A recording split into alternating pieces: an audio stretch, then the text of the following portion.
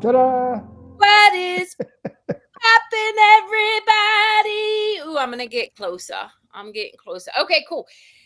Happy Wednesday, our beautiful, amazing community of people who are tuning in for your high vibe conversations. I'm Carrie Lewis, and here with me is my incredible friend and beautiful soul, Drewmac McCaughey. I think I got Aha! Yay!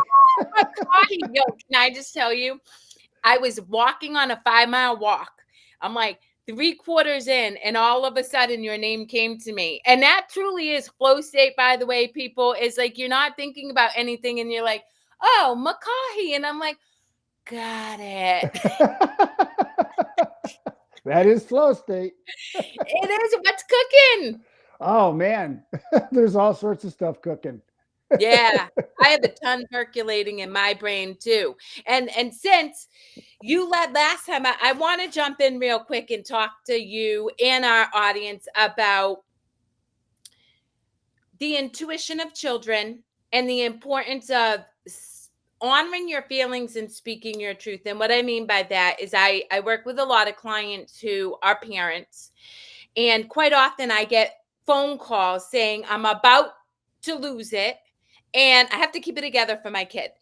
But my kids, they're really stressed out and I don't want them to see me a mess. Okay, guys, lose it, because children are feeling your internal narrative. They're feeling your energy.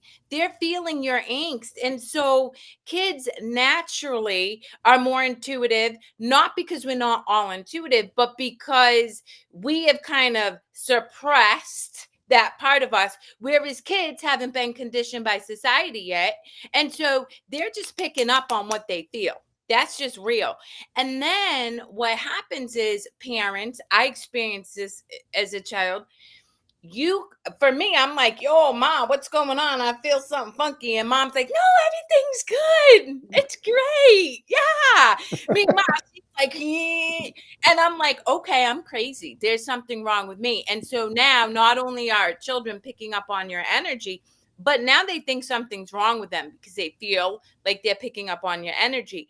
And so what I encourage clients to do all the time, you don't have to go into depth with your kid. All you have to say is, right now I'm feeling sad and I need to feel sad, or I'm feeling anxious and I'm not sure why, but I'm just going to feel this way until it passes. That way you're putting truth to your experience and not making your kids feel like they have to make up a story, because that is how our brain works, guys. Our brains have to make up a story. If they don't have truth, fact, like something, they're going to make up a story. And most people make it up about themselves. I'm bad. I'm not good enough. I did something wrong, whatever. And so in doing that, and then secondly, feel your feelings. If you're about to lose it, lose it. I was in the middle of a 2-hour yoga practice today, and all of a sudden I needed to sob. I don't know why. I couldn't tell you. All I knew was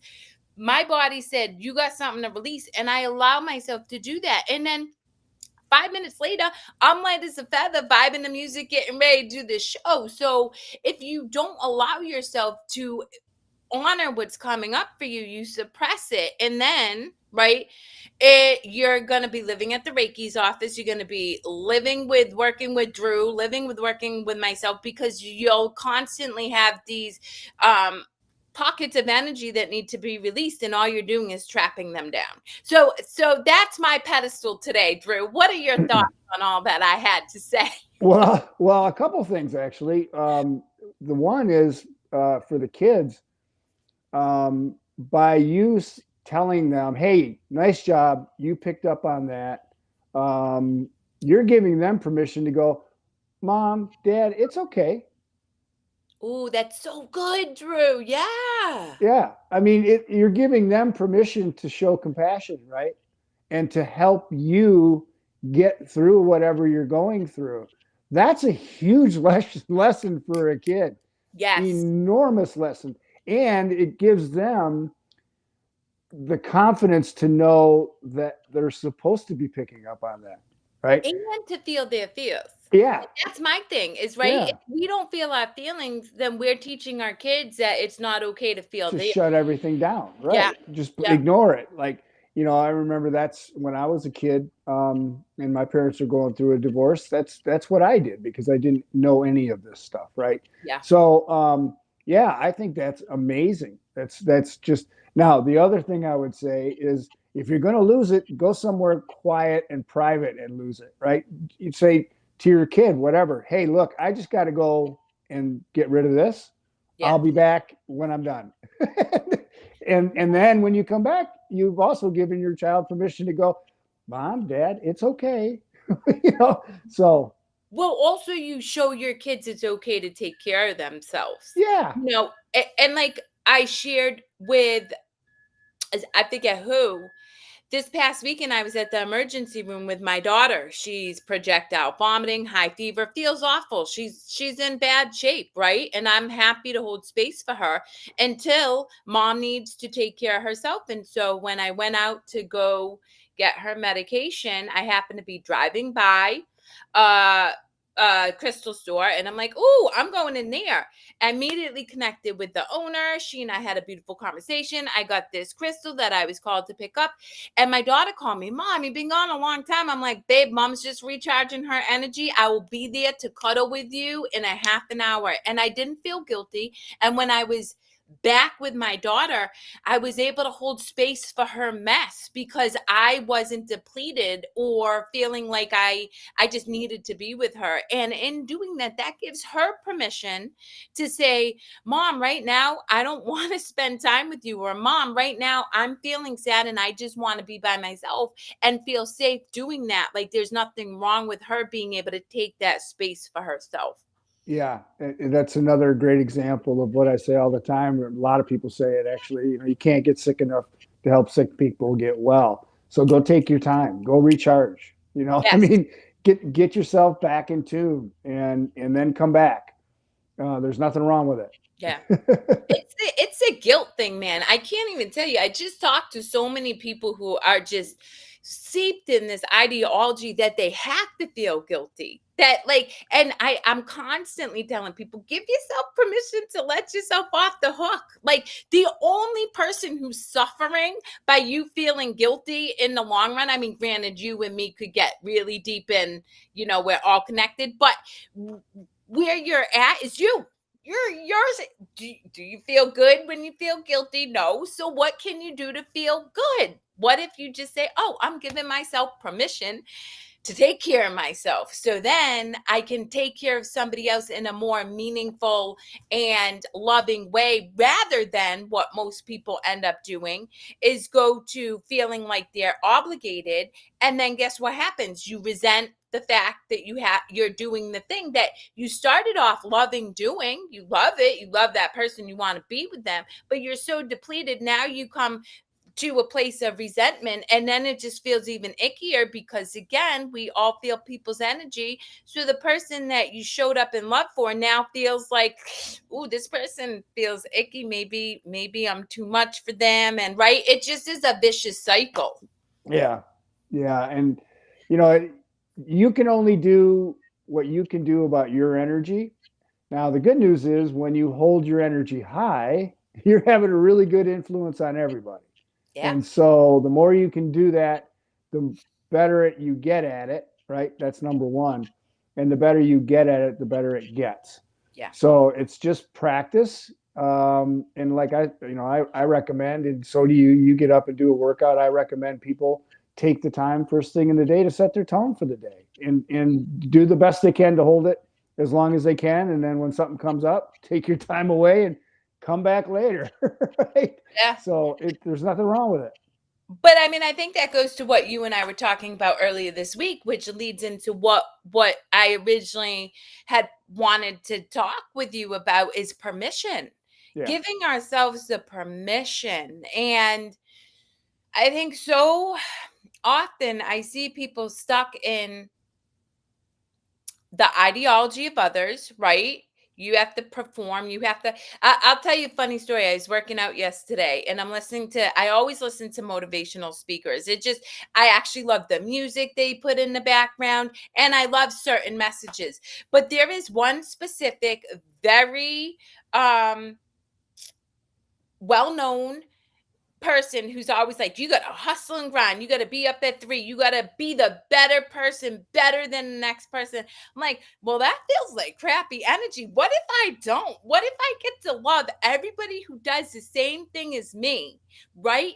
And in doing so, we elevate each other, because really, why would I want to take away from somebody else's experience? Why wouldn't I want to have a collective joyful experience? And that to me is super powerful and really important. And so I have decided that's not a narrative that serves me. And I gave myself permission to be like, I'm not making you wrong. If that's worked for you, clearly you're the top 10% motivational speakers. It works for you. I'm not here to judge your journey, but it doesn't mean that has to be my journey, and that I can be any less successful because I'm choosing this way. And that's the same thing as giving yourself permission to say, okay, the world says I should feel guilty as a mom who's working and going to Pilates because it makes me feel good before I go home to take care of my kids.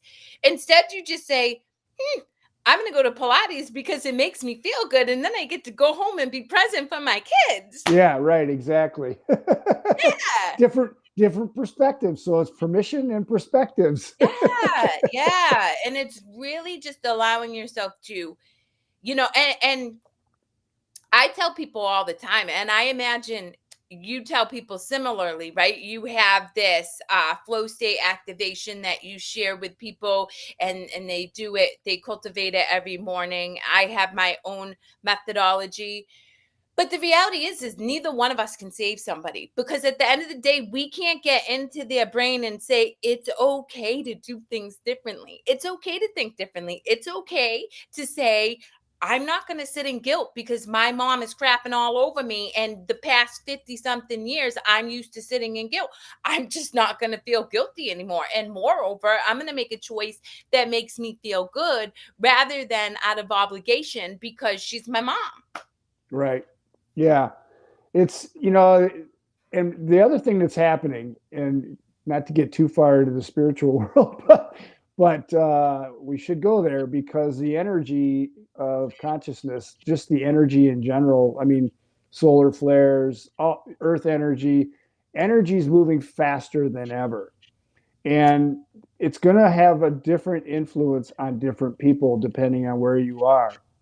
So I'm seeing that a lot these days, by the way. A lot of people who are like, I don't know why, but I've always been able to get myself into this state or that state. And now I just find myself like I'm having an upset stomach or whatever. When that happens, it's the same as what we're talking about. When you feel that, take time to yourself. Take time to yourself. Give yourself permission to go, okay, I need to just take some time to whatever it is, meditate, relax, sit by water, anything, to put on some sounds that make you relax a little bit. Just take time to yourself. 5 minutes, 3 or 4 minutes. But it may be more than that. It really may. So It might. yeah, It and might. give yourself permission. So today I woke up with this god awful blinding headache. I mean, it was nauseating headache. And I had a client at 10, but I've already taught my clients, if I'm not at my best version, I'm not showing up for you. It doesn't serve you, it doesn't serve me. It's messy. So, sure enough, tapped into what I needed to, let my client know, happy to meet with you later, because I knew I would feel better. And then I immediately went into meditation. I went into grounding. You'll be proud of me. And then I did Nice. yoga. And in that grounding, I did yoga, right? So I went from grounding to immediately my spirit was like, yo, get on the mat and just sit and do some yin yoga, really long poses for whatever time that feels good for you. And that's the thing, is just whatever it takes. And I mean, for me, it was like an hour and a half, but my headaches cleared. I'm vibrant. I was able to dance to some new Kygo music that dropped in my iTunes playlist and do laundry, and I was joyful. But if I felt responsible to show up for my client, which most people do, right? It's like, oh my God, I made a commitment. I got to do this, blah, blah. I hear it all the time. Then I would have been sloppy. I would have felt crappy. I wouldn't have been present because I would have been in my head about my headache.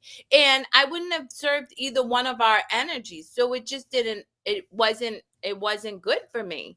And I don't know why I have a headache, but I'll tell you what, I had a profound insight while getting on that yoga mat, and I wouldn't have had that if I didn't stop to take care of myself before I showed up in the world today. Yeah, and grounding is so important. It's so important to get your energy grounded to start virtually anything. Now, unless you're trying to jump high or go fast running or whatever, you don't want to ground because that'll keep you grounded if you know what I mean. Add Yeah, resistance. But anytime you're just trying to get back in touch with you, just do a simple grounding exercise. It really is, and breathe yeah, a couple of breaths and ground yourself. It'll be amazing how quickly you'll notice that you just get back into yourself so fast. And yeah, like you said, your headache just disappears and you get yeah, insights. Like it's amazing when you start learning how to work with your own energy, what happens not only outside of you, but inside of you in yeah. particular. And when you start learning these techniques to work with your own energy, and you have energy, everybody, We all do. We're all made up of energy, guys. Whether you're yeah, spiritual or not, like science proves it. So you got to at least buy into that. yeah. I mean, you're flowing energy all the time, whether Absolutely. you know it or not. And I mean, the interesting thing is when you consider it, and I've had conversations with emergency room doctors, they're like, what do you mean? So, well, if you're not flowing energy, what are you? You're a corpse, right? So that's when you watch somebody make their transition, which I've unfortunately had, or whatever. I mean, I've seen a couple people make their transition. I've been there for them, and their energy leaves. Yeah. It's obvious, right? Now, here's the interesting question that most people don't really consider about the energy. Like everything that happens in our physical body is virtually everything is an electrochemical reaction. There's enzymes involved and blah, blah, blah. But we know it as electrochemical reactions, right? Well, where do we get the electro from? We're not plugging ourselves into the wall. We get it from the earth and we get it from the cosmic energy that surrounds us and all the other energies that are around us. And so when you learn how the techniques to tap into that consciously, then everything works more effectively for you. Yep. Just does. You operate at higher levels. That's just the way it works. Yep. So that's why we recommend what we recommend, right? Yeah. And I think, but that, for me, and I love that you said it's a practice. Because I remember when I started meditating, I couldn't sit for 30 seconds. Oh my God. I felt like I was crawling out of my skin. Yeah. One, I was so disassociated. Two, at the time, I really thought I was a horrible person. Like I believed I was bad, like embedded in my psyche. And so to sit there was god awful, and yet something in me kept saying come back. And so I would sit for 30 seconds and get up and leave. I'd leave for the whole day. I'd be like, yep, nope, not that. But then I'd come back. And so practicing energy, again, Drew and I talk about it a lot, but it's really important to emphasize it's practice. It's not gonna come instantaneously. Granted, there are some people who have experienced instantaneous, like boom, but it's not the norm. At least in right now where we're at, I think it will be sooner than later. I think it's coming, but the reality is right now, just be okay with being in the process, being in the whatever comes up for you, and not feeling like it has to look or feel something. And I think that is another struggle that I see a lot of my clients and people I work with bump up against. They have this idea of how they should feel when they're doing yoga, or they should feel when they ground, right? Or and yeah, eventually we want you to feel so rooted in yourself, but if you're disassociated, if you're disconnected from your energy and haven't ever really experienced it in the beginning, it may not feel calm. It may be like, whoa, what's going on here?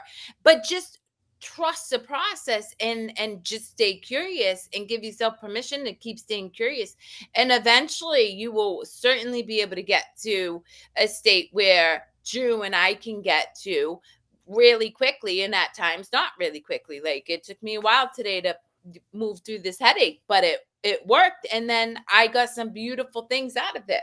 Yeah, and that's relative. Quickly is relative, right? Time is relative. If That's it's so an good. hour or it's 10 minutes or an hour and a half, who cares? Yeah. Time is really relative. If you got out of what you were in by yourself with no medication, no, you know, and experienced insights on top of it, and it took an hour and a half, way cool. Yeah. I mean, who cares? And I want to talk just for a minute about what you were talking about with meditation. Yeah, when we're not conditioned to not think, right? This is, I for people who don't know, I drove for Lyft for 4 years, and I gave over 14,000 rides. I called myself an uplift driver. That moniker came from a story, and we can maybe share that sometime. But I had, over 14,500 rides that I gave. And so I had people coming from wherever they were coming from, jumping right into my space during this time. And because I had called myself an uplift driver, I had signs in my car. I was talking about energy and blah, blah, blah. I was promoting my website. So I had a lot, like thousands of conversations about meditation. So I always heard things like, oh, I've tried it. It doesn't work for me. Or, See that. it didn't, I tried it and it's too hard, or whatever. And two things would come up. First thing I would do is say, when are you trying to meditate? And most of the time would be like, oh, at lunch, or right in the middle of something going on that I really don't like. It's like, okay, that's a problem because you've got so much resistance built up. You're certainly going to have a hard time getting away from thinking because you're already thinking. It's like too late, right? There's too much resistance. So catch it before that, which is when you first wake up. But that's neither here nor there in terms of this conversation.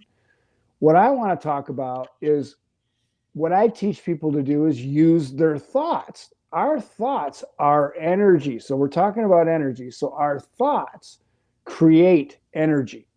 And if we can not meditate, like quiet your mind, meditate, but actively meditate, get into a state where you're bringing in thoughts that you want to bring in and operate around and activate those thoughts. That's a different topic. That's a completely different practice. And that's what I tend to promote the most is like, hey, if our thoughts are energy, let's use them. Yeah. And we're not conditioned to quiet our mind. So why don't we use the energy that we have instant access to? Because we're doing it all the time anyway. Why not just choose our thoughts? Mm-hmm. Right. So I call that getting out in front of it. So I just wanted to talk about that real quick. But I love it. And it's so funny because you put it in a way that's really understandable, but I do the same thing, and I have for because I have to tell you honestly, throughout all of the work I've done, and I can get in front of my thoughts a lot, but up until recently, I never woke up feeling good. Like, I didn't. My thoughts instantaneously would go to fear. And I will tell you, and I think this is important to highlight, guys. I am incredibly brave, courageous. I do things that scare the crap out of me all the time. Walked away from corporate job security, walked away from all my assets, walked away from my house, lived in a one-room house with my two children. So many things. And that's just to start. So I'm constantly pushing the envelope of my capabilities, which sometimes I sit in fear, less now because I have learned that the universe really has my back. But I even had to cultivate trust in that, right? That Mhm. didn't just happen. I had to experience that over and over and over again. And so I would wake up terrified and I would feel icky. But to your point, right? I would move my body because it was a way to release the Mhm. energy that had just built up. But then I would ingrain narratives into my head. I am a co-creator with the universe. I am powerful beyond measure. You know, like I am a source of energy that is limitless constantly. And 5 years ago, 4 years ago, 3 years ago, it would take me hours. Like it was incessant, it was relentless, constantly going back and forth. And I got that from Louise Hay because she is the one who was like, yo, just keep drilling it into you until you feel it. Now I wake up joyful, but it took me a long, long time. And it was because I chose my thoughts. It is absolutely because I chose my thoughts.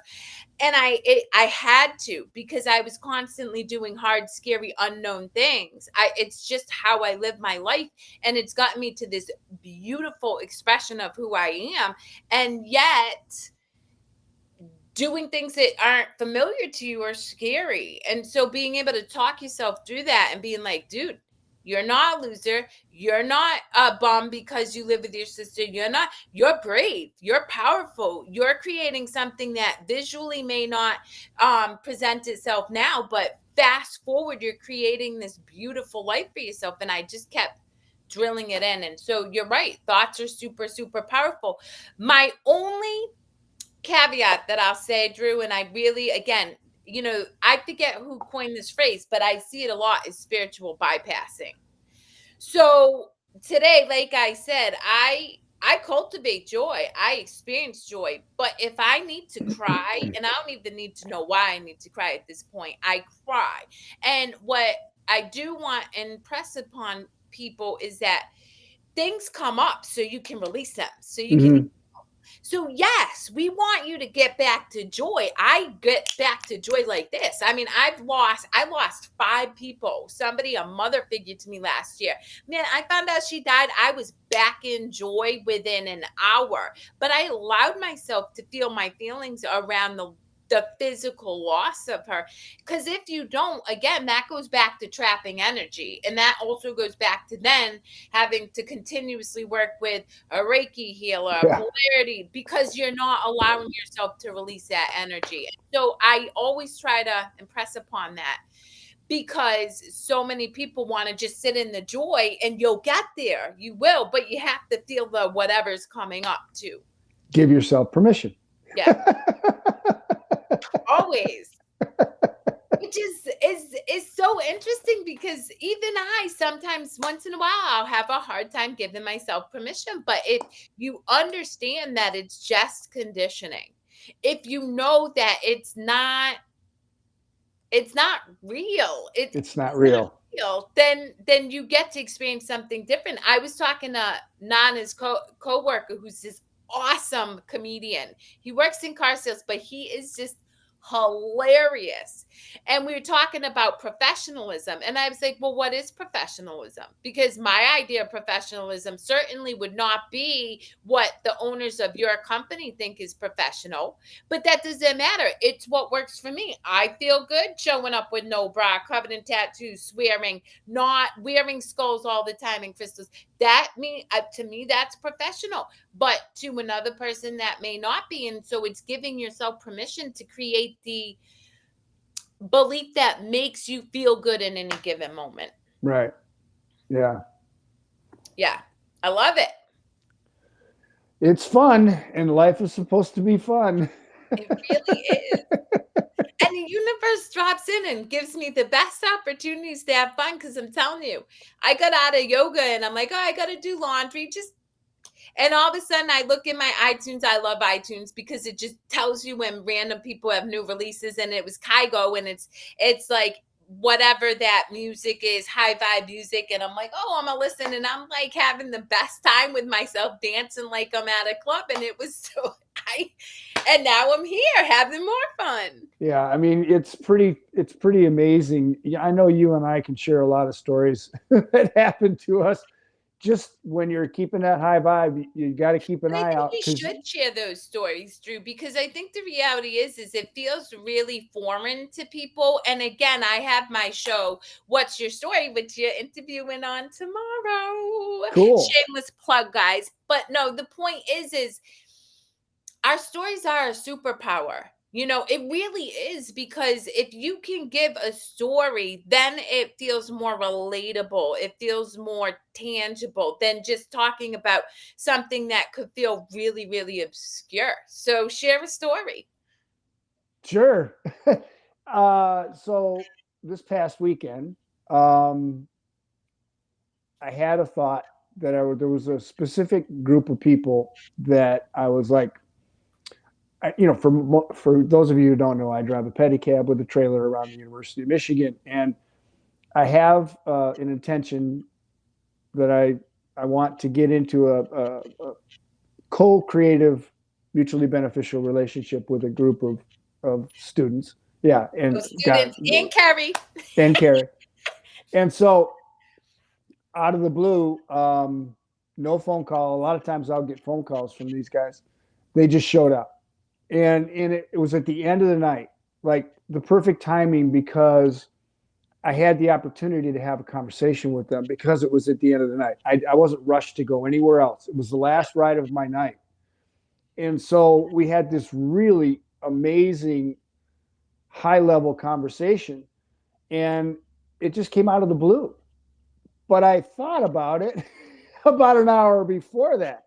It was like, it would be great to finish this night, have this group show up at the last ride so we could have a conversation around what we've been sort of talking about to begin with, which is all about what we're talking about. Yeah. And so stuff like that pops up all the time. You'd be amazed when you really get tuned in and get resistance free what your thoughts can turn into. I mean, just like what you did with the gems, like walking into the gemstone, like I need to go recharge. I'm going in here, right? Well, I mean, for anybody who doesn't know, the way Drew and I connected is, again, I'm constantly doing brave things. And I was in a moment of insecurity one day. And I'm not a scroller on Facebook, but I happened to jump in and there's something. I don't even remember at this point. But it was a thing I needed to come back to joy. It was a whatever quote he put up. And I'm a huge believer of affirming others. I'm like, man, when somebody brings a love to me, I'm going to share love with them. So I dropped in his message. I don't know this man from Adam. I'm like, hey, dude, just want to let you know, love what you do. And you totally brought me back home, essentially. It wasn't written exactly like that. And you responded, hey, cool beans. I'm like, want to jump on a call? And the rest is history. And that is freedom from resistance. It really is. It's just going with the flow, which is, I'll tell you guys, if if you know anything about me, I will randomly connect two people via a video message like this randomly. But I will also jump into random people's messages with a video having never met them.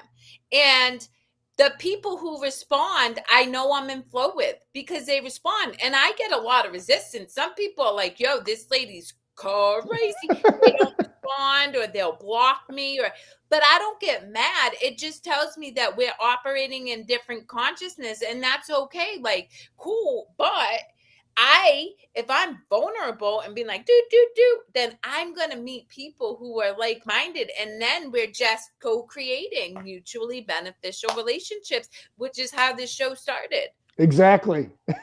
Yeah. It's exactly how it started. Just out of the blue, I get a message from Carrie, who I never met. Right? It's like, and so when stuff like that happens, and when you're in this, these states of flow, you immediately go, oh, that's going to happen. We're going forward with that.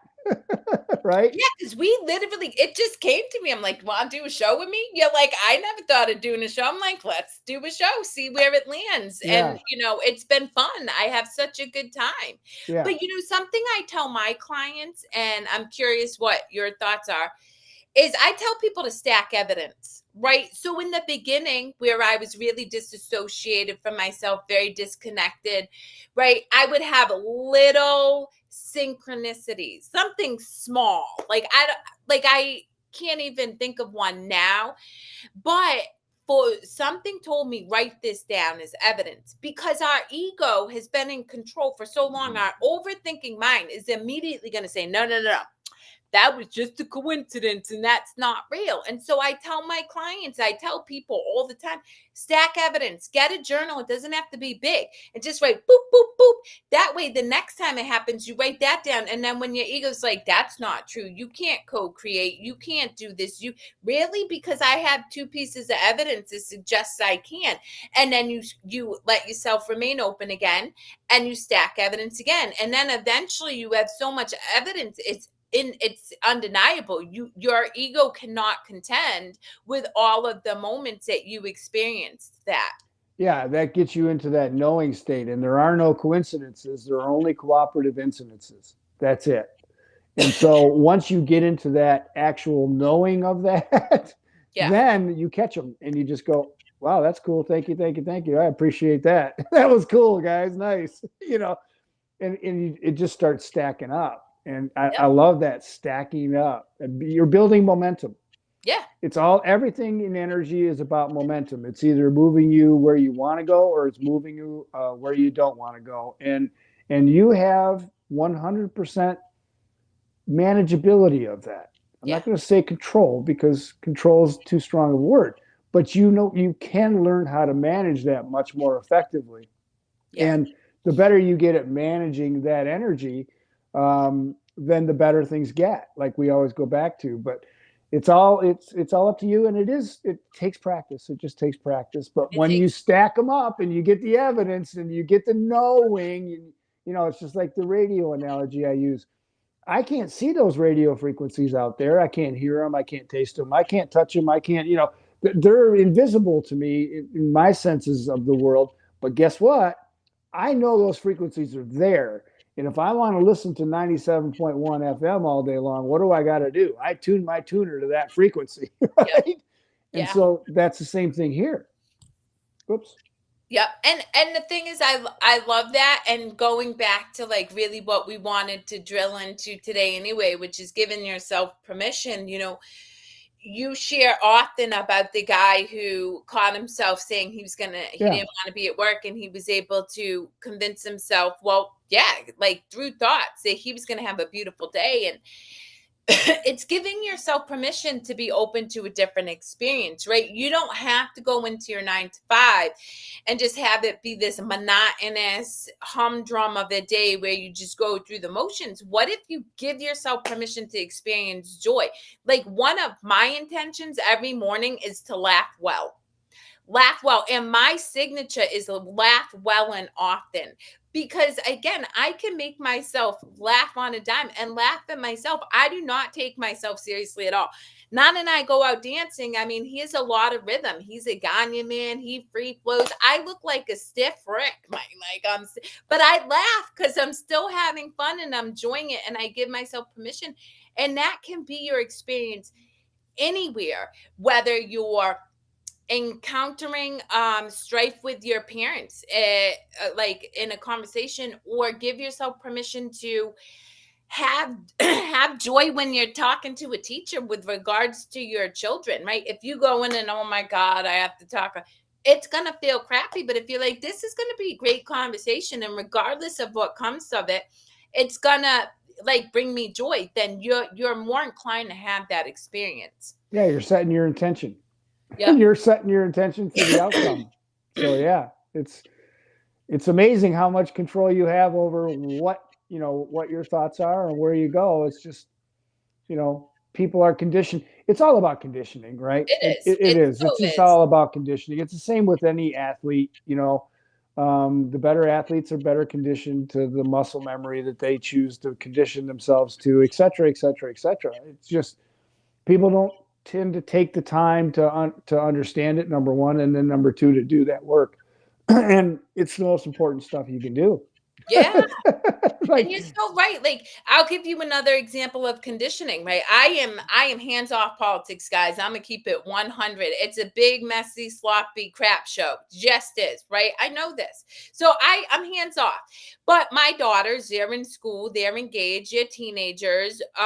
So they tell me stuff, and I'm like, and this morning I found myself judging once and I'm like, whoa, that's just a condition. I don't have to subscribe to any of that. And I chose not to. And then I cultivated love and sent it to all parties involved because, again, the reality is it's a choice. I can go along with all of the dogma and the ideology, but if it starts to make me feel icky, I immediately know, man, nope, nope.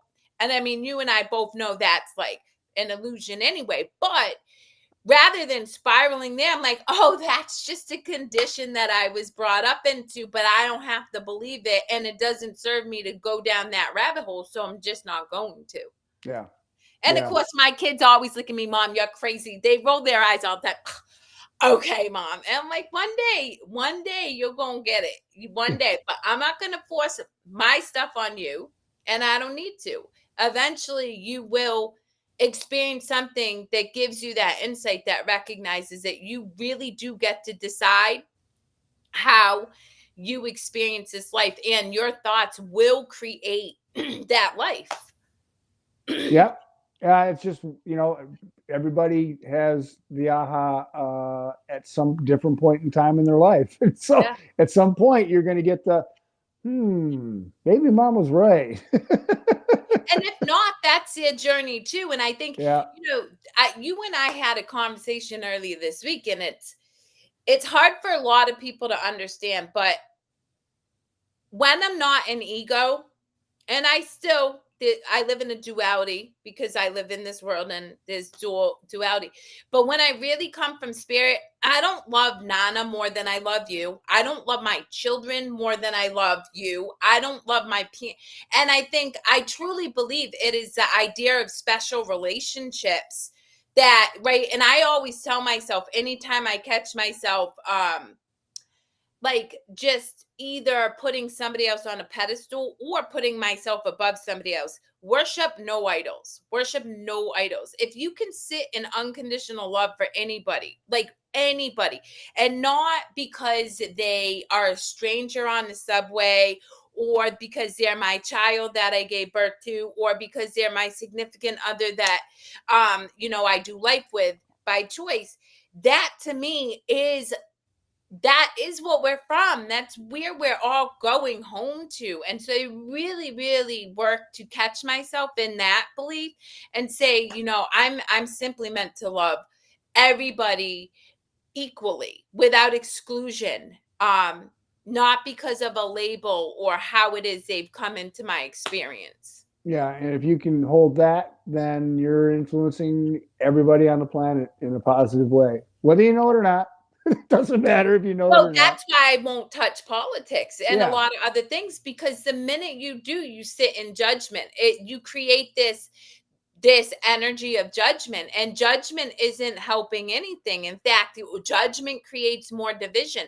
I'll never forget, I watched an interview with Jane Goodall, love her, right? The woman who worked with chimps and was able to get oil companies to create conservatories for all of these animals. And she caught so much heat because she was working alongside oil companies and all of these companies who were quote unquote negatively affecting the very chimp that she was working with. And she said in the interview, it never made sense. Why am I going to vilify these people? Why wouldn't I work next to them to create a space that is going to make it so that these chimpanzees can be nurtured, have a home, be safe?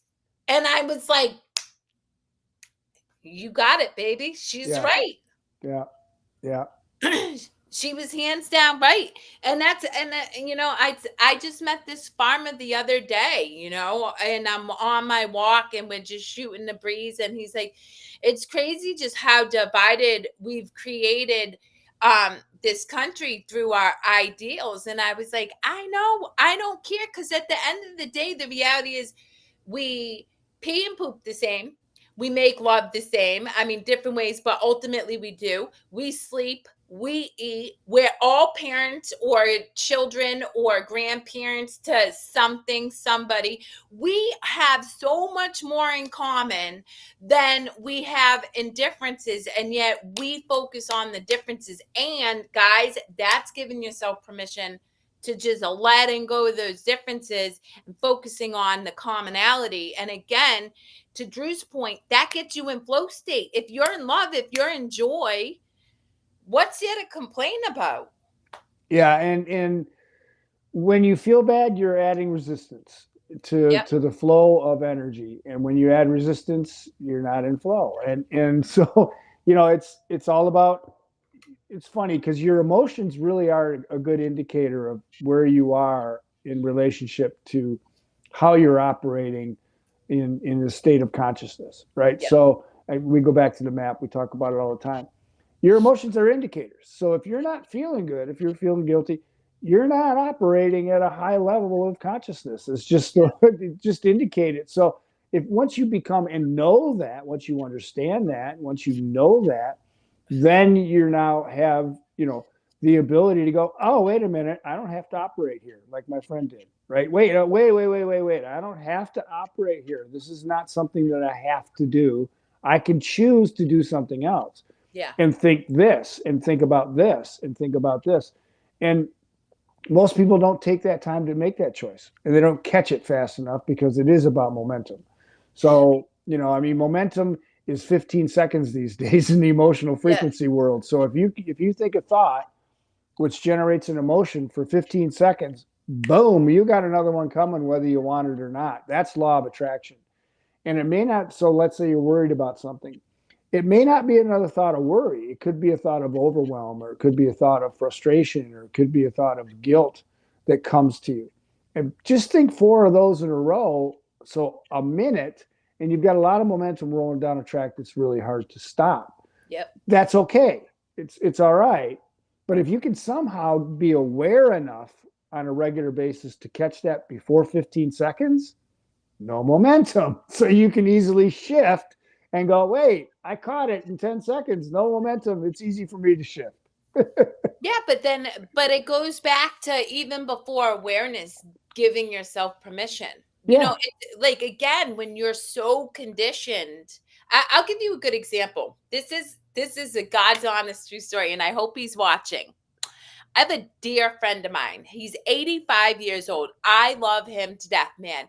He came back from being in Florida and moved next door to me last year after experiencing a tremendous loss. And I walked up to him right away and I'm like, what's up? Da, da, da. So we start doing clay together and stuff. And we just connect. We have the greatest time. Like, we go out for breakfast together, we'll have coffee, whatever. In his mind, he's like, what are people gonna say? You're like 44 and I'm 85, and this is just the strangest relationship. I'm like, well, who cares? If we're having a good time, you having a good time, I'm having a good time. I don't really care. Then he's like, if he doesn't hear from me, he's like, oh my God, Nana's gonna think that I'm trying to take. I'm like, dude, what the hell? Why don't you just give yourself permission to let this be the relationship it is? Now, granted, he's 85, right? And we know that, to your point, the consciousness raised through generations. So he grew up in a time where there was less awareness. Totally get it. But dude, at 85 years old, you can give yourself permission to change every single belief you want. And I can't stand when I hear people say, oh no, no, I can't do that. I'm too old for that. No, Yeah. you're not, because your brain is creating brain cells until the day you die, which means you're meant for growth and expansion, and you can shift perspectives anytime you want. But it's giving yourself permission. So I tease them all the time. I'm like, you get to hold on to any and all of that. If you want to have at it, but I have a good time with you. I don't feel like I have to justify my relationship with you. I'm having fun and I'm okay with it being just that. Yeah. Yeah. But it's It's permission, man. it is. And it's also funny you were talking about you at any age or at any time you can make a choice. One of Yeah. the things I was watching a show yesterday actually about the power of the brain and what people really don't understand about, and it's not just the brain, it's the body too. They're connected. But they were studying the brain part, and they were showing how focus can actually create light and photons in the brain and in the hands. It was fascinating, and it goes to what we're talking about. If you can get in control of or into more management mode of your energy, we are limitless. We are limitless Yeah. in what the potential that we can co-create and mutually beneficial to each other. It's amazing. It's Yeah. absolutely amazing. And you're never too old. You're never too Never. young. It's Yeah, I mean, it's and for me, I watch people. It's so crazy. Like, somebody comes to mind right now. This person was diagnosed with a degenerative illness, and now, like, fast forward a couple years, they're diagnosed with cancer. But this person refuses to make a change. They stay in the most stressful situations, no matter how much. And I really try not to project, like, because I know we all have our own journey. But I love this person. So it's hard for me to just sit back and be like, and so I'm like, well, why don't you leave your stressful job? Oh, no, no, yeah, I got no, no. Well, why don't you leave the person that is constantly saying, no, no, no? And so I'm like, it's when I find out they're having more health issues, I'm not surprised. And I'm yeah, just like, and look, again, here's the thing, my job isn't to take away what you're experiencing. You want to experience it. I'm not judging you. I'm really not. Like, that is your journey, but at the same time, knowing what I know, I'm like, woof. And I called out another person who going through a divorce, but their person wants them to come back. And I know full well if they go back, it's based out of fear, nothing else. And the person, and so I was saying, if I love this person. And jokingly, I was like, if you go back to that person, I'm gonna hit you. Right. And somebody else who I love immensely came back and gave this person a great big hug and was like, I won't. You got to do what's good for you. I said, BS. You're operating out of fear because there is no real, genuine connection of love there. You're not sitting there sobbing that you're not with this person. You're doing it because of security, because it's comfortable, because you don't have to split the assets or do whatever. But the reality is if you do that, you're going to continue to experience all of these things that are like messing you up, having health issues, having addiction issues, and all that. And so it really is, guys, just giving yourself permission to be like, okay, maybe it could be different. And I don't encourage people to like leave their person or whatever. I'm not saying that. I'm really not. Just give yourself permission to experience your awareness and ask yourself, well, why am I staying here?